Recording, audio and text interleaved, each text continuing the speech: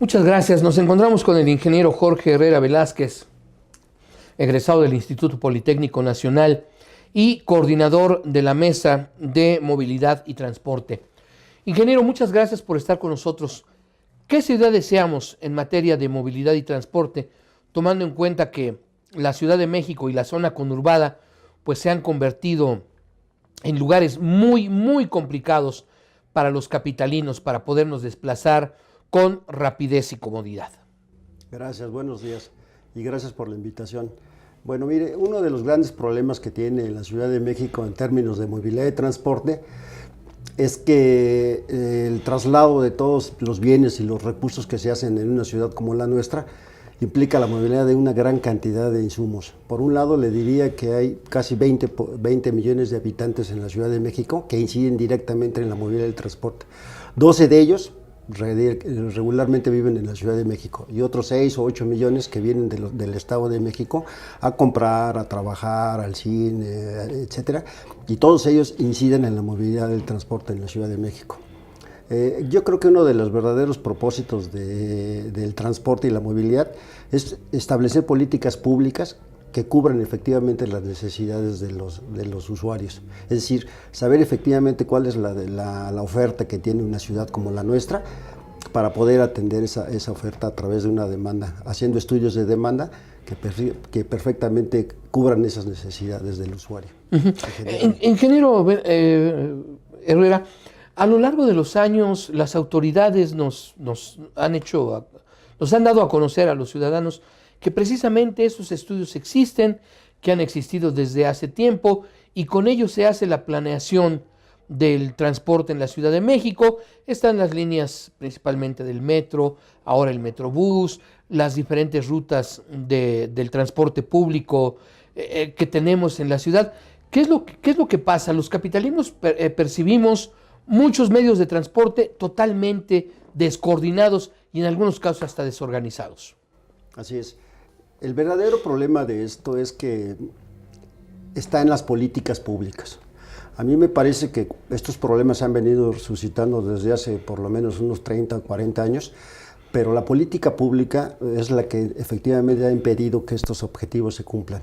¿En dónde se atora la política pública? En las cuestiones de decisión de los partidos y en gran parte de los responsables de esos rubros. Por ejemplo, el problema de la Ciudad de México no es un problema el problema del transporte y la movilidad, no es un problema del transporte, sí. Es decir, el transporte se puede resolver optimizando todo el servicio de transporte masivo, es decir, darle prioridad al transporte masivo en todos sus modos, como es el metro, el metrobús y eso, y a través de que haya incentivos y programas de servicio bien establecidos del servicio, la gente dejará de utilizar más su vehículo para poder tener la alternativa del transporte público. Es decir, el problema no es tanto la infraestructura, sino la operación del propio servicio de transporte público, si es más eficiente, seguro.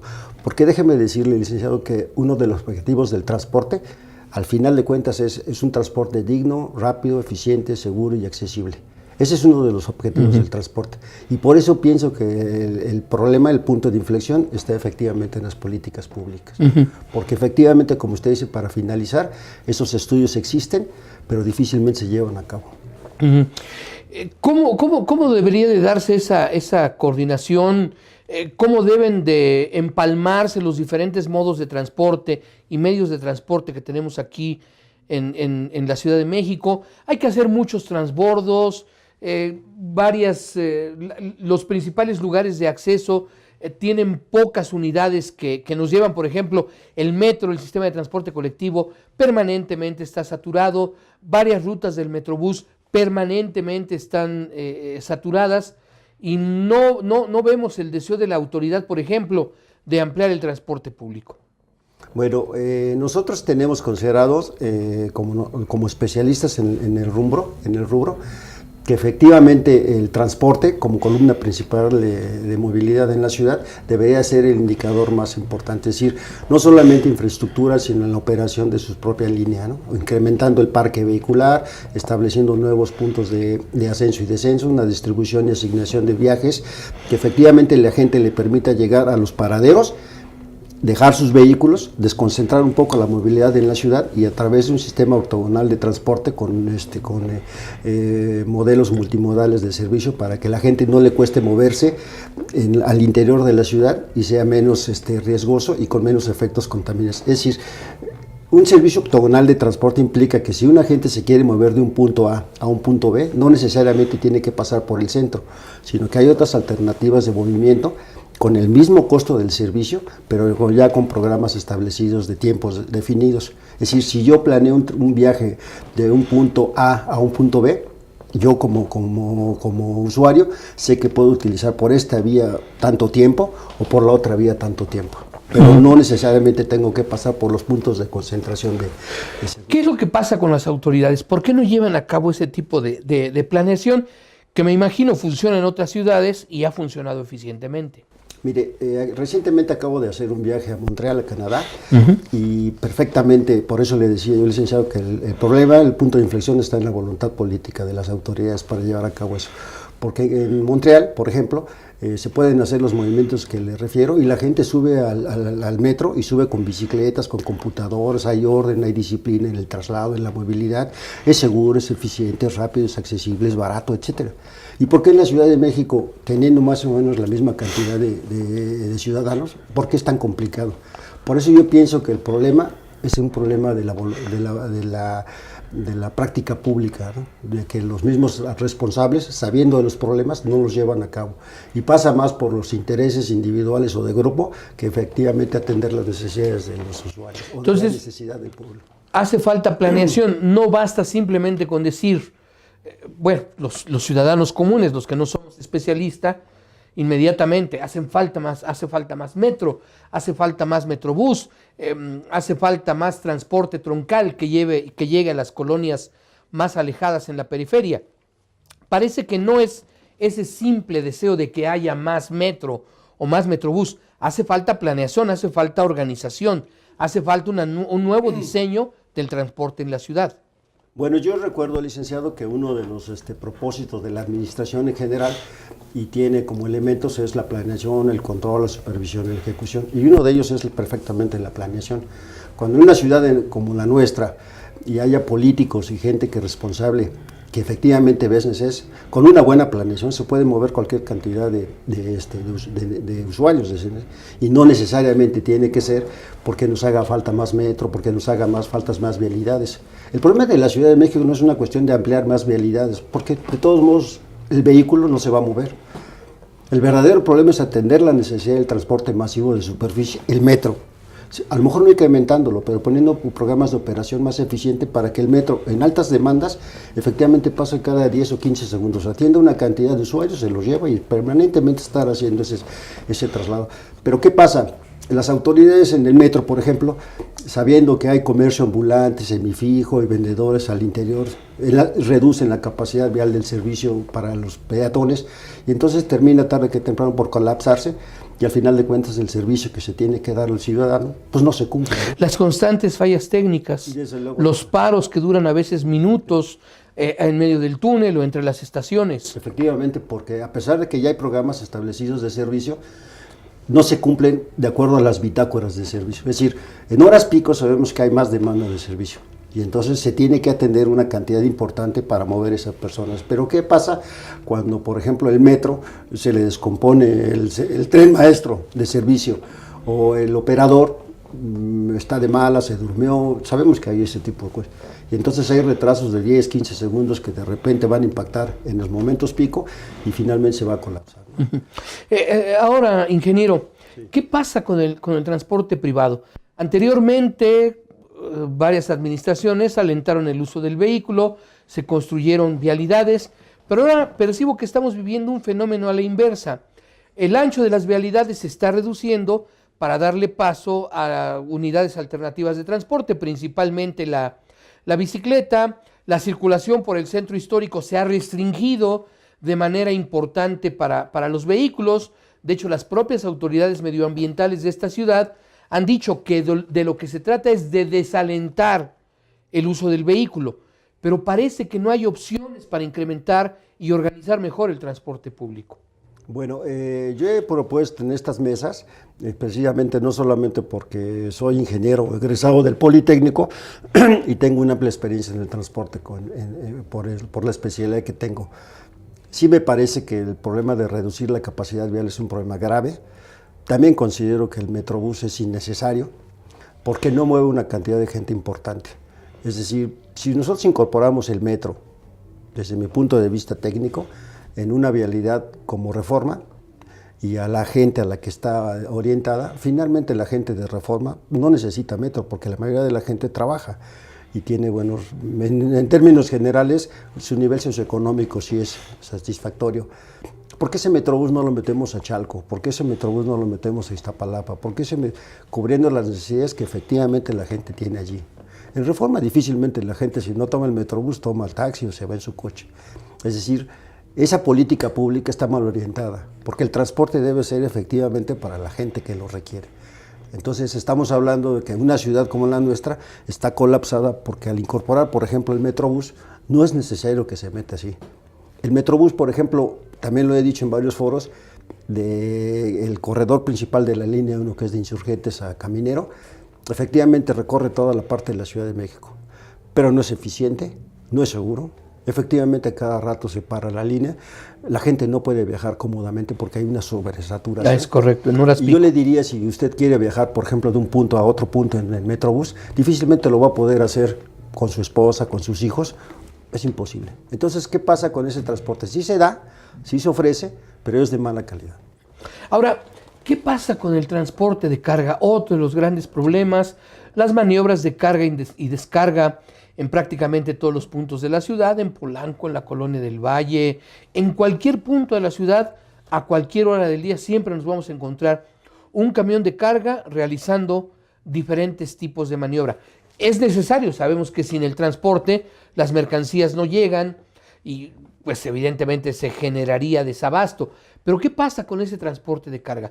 ¿Qué tan desorganizado o qué tan organizado está? Bueno, sí, efectivamente hay una organización en ese tipo de modalidad en el transporte de carga, porque desde mi punto de vista muy general y muy objetivo, el transporte de carga solo se debe dar en horarios nocturnos, que efectivamente las vialidades están menos usadas y menos saturadas. Los tiempos de recorrido, los tiempos de traslado son con mucho más rápidos y entonces efectivamente ese transporte solamente debe estar encaminado en la noche. Lo hemos dicho en diferentes foros, pero reitero, licenciado, ahí el verdadero problema sigue siendo las autoridades, porque hoy mismo usted se puede encontrar que en cualquiera de las 33 vialidades, corredores importantes de la Ciudad de México, y le digo de el viaducto, le puedo decir de Patriotismo, le puedo decir de Revolución, etcétera, regularmente usted se puede encontrar un camión de carga que ya sea que lleva fruta, lleva el gas, lleva muebles. O un tráiler de doble remolque, sin ningún problema. En el momento que un vehículo de ese tipo tenga una avería, efectivamente el siniestro es seguro. No se permite la movilidad de otros vehículos particulares, afecta en tiempos de hora y económicos a la gente que efectivamente se mueve por esas vialidades, ¿no? Es decir, el transporte de carga solamente se tiene que llevar a cabo en la noche a los centros de asignación y distribución de mercancías, que es la central de abastos, que es el punto neurálgico. Y de ahí, licenciado, creo que bien regulado por parte de las autoridades de ese rubro, que les permitan ciertos horarios, ciertos corredores, en donde ellos puedan mantener su distribución. Los empresarios alegan principalmente dos puntos. Hay que pagar más salario y nos enfrentamos al tema de la inseguridad. Los asaltos al transporte, lamentablemente, son un hecho cotidiano y pues los empresarios lo dicen. No queremos que nuestros camiones estén circulando en la noche por el riesgo a un robo o un asalto. ¿Cómo conciliamos este interés que tenemos los ciudadanos de circular y el interés que tienen los empresarios pues de desarrollar su actividad? Muy legítimo. Sí, pero bueno, habría que ver primero, hay prioridades.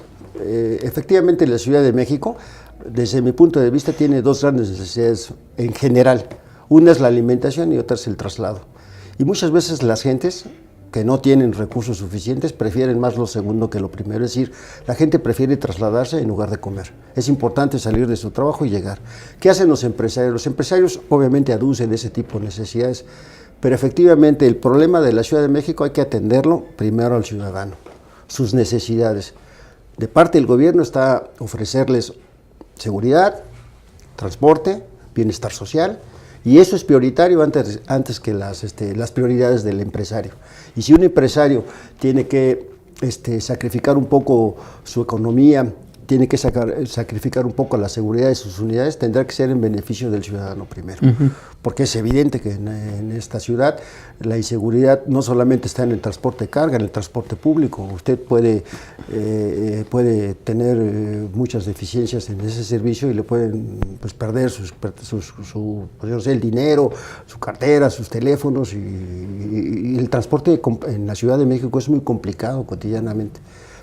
Entonces llegamos a lo mismo en lo que yo en este foro he establecido. Se requieren políticas públicas bien definidas para atender el problema del transporte y la movilidad.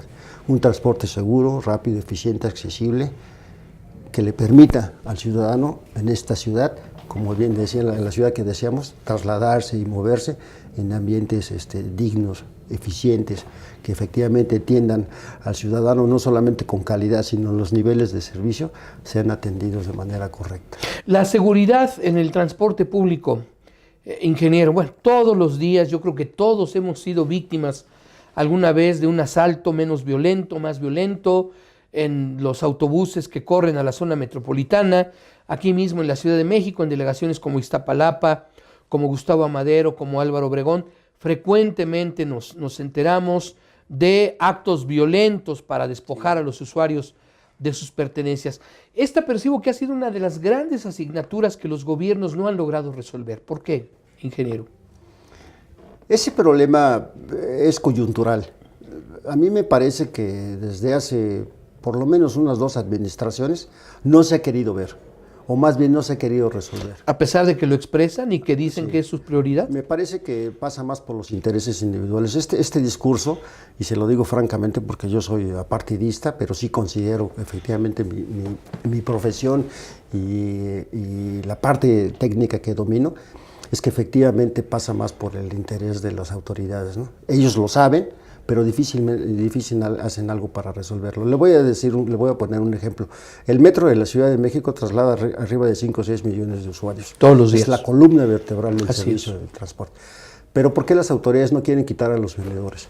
¿Por qué las autoridades saben que hay gente que vende discos, venden... Hay hasta prostitución en algunas estaciones. La gente sabe que hay gentes que se dedican a robar. Las autoridades lo saben.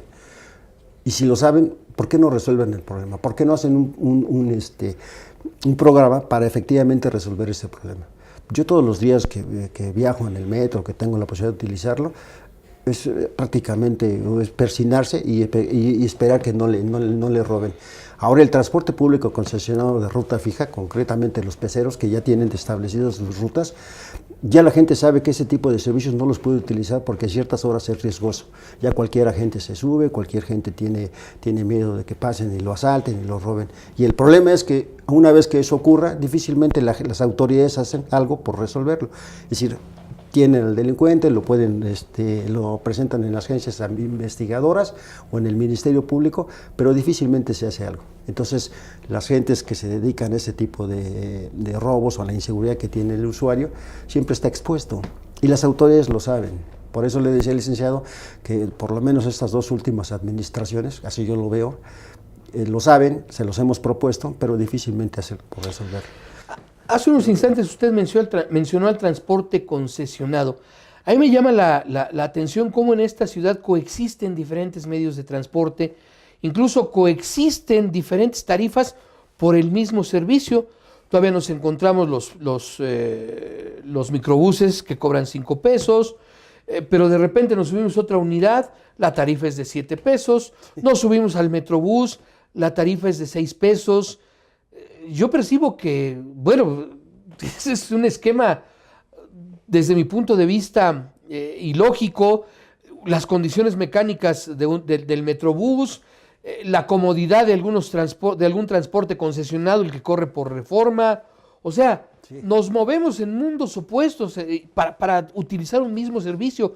¿Por qué no se ha dado esa uniformidad en el transporte concesionado de la Ciudad de México? Bueno, nosotros la vemos como organización en algún momento dado, yo creo que la administración del licenciado Marcelo Ebrard, le propusimos que efectivamente se hiciera un TUM, en donde, un ball-round, donde efectivamente las políticas de movilidad y transporte se manejaran sobre una persona. Es decir, que la Secretaría de la CETRAVI, lo que antes la Secretaría de Transporte y Movilidad, hoy la CEMOVI, efectivamente concentrara toda la organización del transporte, es decir, todas las modalidades que es el transporte de bicicleta, el transporte concesionado, el taxi, el metrobús, el metro, todas esas modalidades deben estar concentradas en un solo órgano regulador y regidor de ese servicio.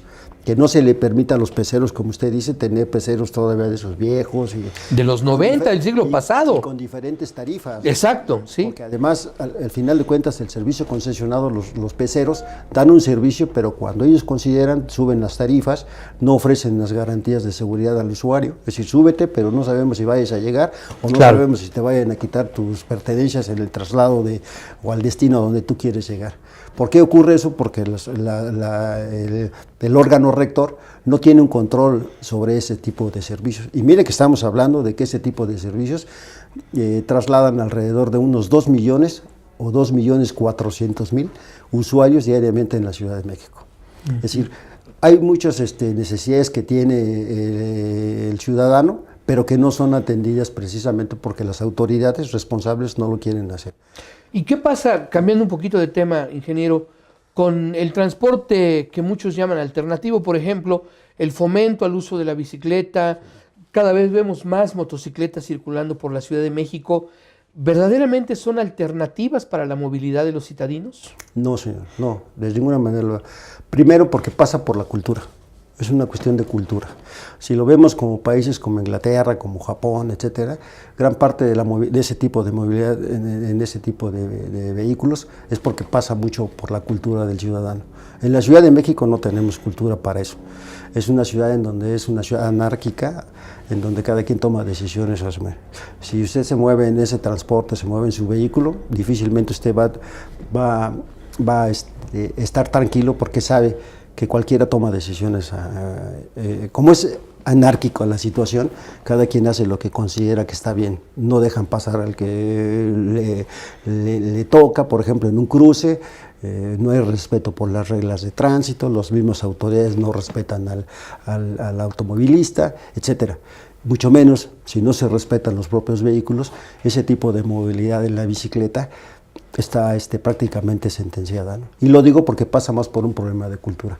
México es una ciudad en donde no está regulado el servicio y entonces los ciudadanos siempre tomamos decisiones anárquicas, ¿no? En donde consideramos que el derecho de paso lo tengo yo y no el ciclista, por ejemplo, ¿no?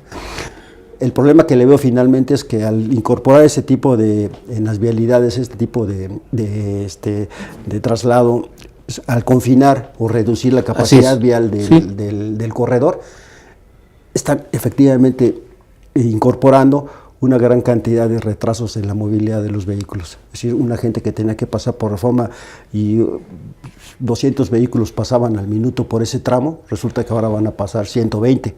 Esos 120 van a tener retrasos en el tiempo y van a impactar a la parte trasera de esa movilidad, por los semáforos, porque un vehículo se descompuso, etcétera. Y con todo lo que conlleva, retrasos, emisiones de gases a la atmósfera. Sí. Esa parte, licenciado, creo que sí, la calidad del aire tiene que ver mucho. Todo esto, el traslado, la movilidad, eso impacta mucho en la calidad del aire de la Ciudad de México.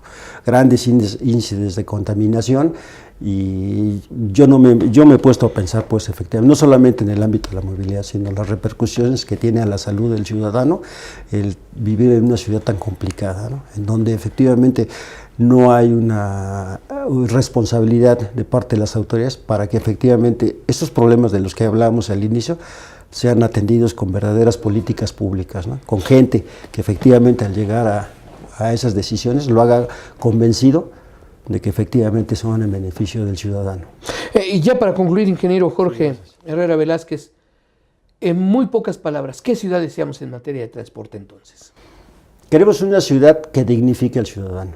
que efectivamente sean atendidas sus necesidades básicas.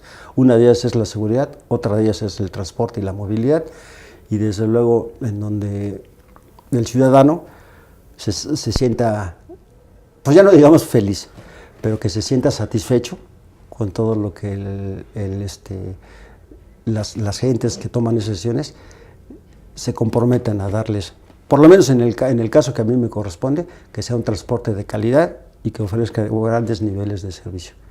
Eso es lo que una ciudad nos gustaría y deseamos que pase con la nuestra, licenciado.